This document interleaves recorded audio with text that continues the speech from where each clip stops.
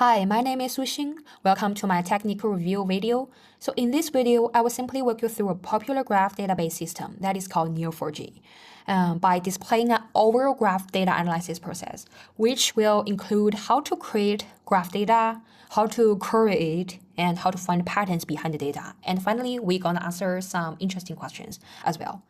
And here, we will be using the movie graph example from Neo4j getting started with Cypher tutorial. So in this tutorial, we will see how we first load the data set, and second, find nodes by using conditional matches.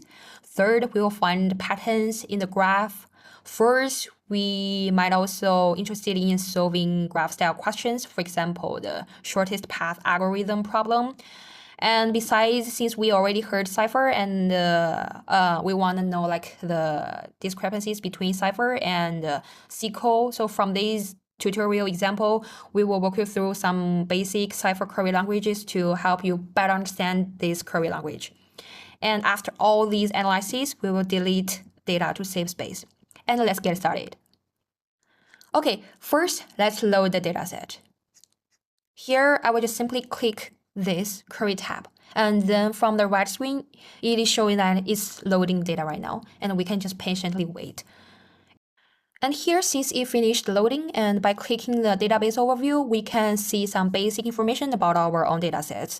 Includes 3 parts. First is node, includes 2 main nodes that we care about and some other less important nodes. And besides, it also listed 6 main relationships. Also, it will include the property keys here, like born. It will show the tables, includes 2 columns, identity and the born year, and also the actor's name for this data set. And clearly not show all the actors' name because we use a limit clause, we limit to 25%. Now we will move into official querying. So first, we are curious about some specific nodes. For example, we want to find the actor whose name is Tom Hanks, and we want to know the node details. Here, this tutorial gives query language, and after executing this, we will show that we will see these nodes, and also the node details are listed as here. And we can also do the same thing by executing query language. We want to find the movie node whose name is Cloud Atlas, and we want to return this node as well. And here we can see this green node, and also by doing the same actions, we can also see the node details here. And besides, we can also do the limit condition, just like SQL limit clause. We want to return the actor, we want to return 10 people. We don't want to return all of the actors' number. So here we can just, by using limit 10, and here is the list of 10 actors. And besides, we can also use where clause, which is also quite similar with SQL. And here we limit our time span is between 1990 and 2000. So we want to find how many movies are released during this time span. And here we will see that clearly the number is 20. Okay, so one of the strengths of graph database is that you can easily query relationships and patterns of connected nodes.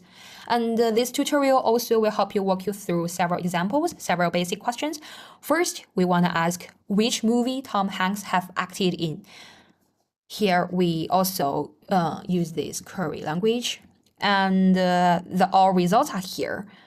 That's the co-actors, that's the movie name Tom Hanks have acted in. Like you've got Mel, Sleepless in Seattle, That Thing You Do, blah, blah, blah. And besides, we want to ask the second question, who is the co-actor of movies that Tom Hanks have acted in? And we can just also simply executing this query language where the entitle is person, the property value Tom Hanks, the relationship named acted in, and also here is another entitles, and we named it co-actors, and we want to return the co-actor's name as our result. And here's the list. And finally, we want to ask the question how the pattern in the last 2 questions in the questions above looks like in graph. So here, by simply clicking, by doing the thing, it's quite easy.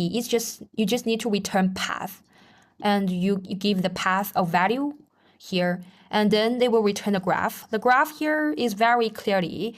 We simply clicking the center node. Obviously, it's Tom Hanks for sure, and the green nodes here are movies, and another red node here are the co-actors that Tom Hanks have worked with.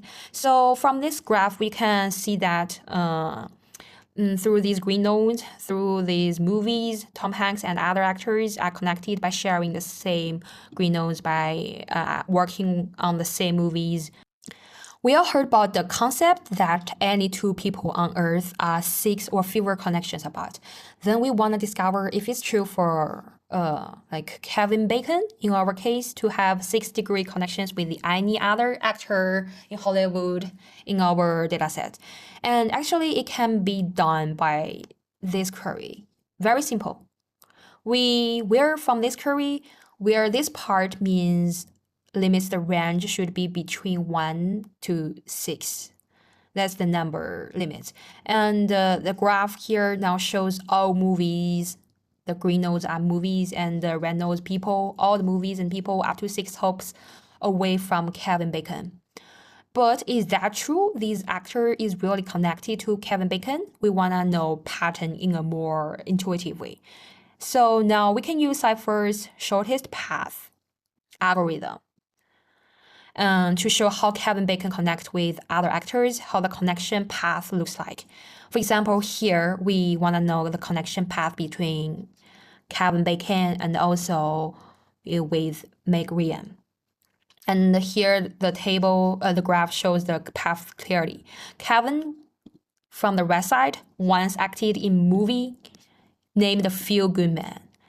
And Tom Cruise, who also once acted in A Feel Good Man, have also once acted in Tom Gunn before. And luckily, Meg Ryan, our Go actor, once acted in Tom Gunn as well. And then the connections forms.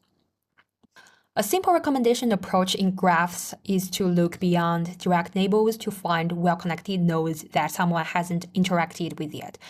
So for Tom Hanks, we want to find actors he has worked with.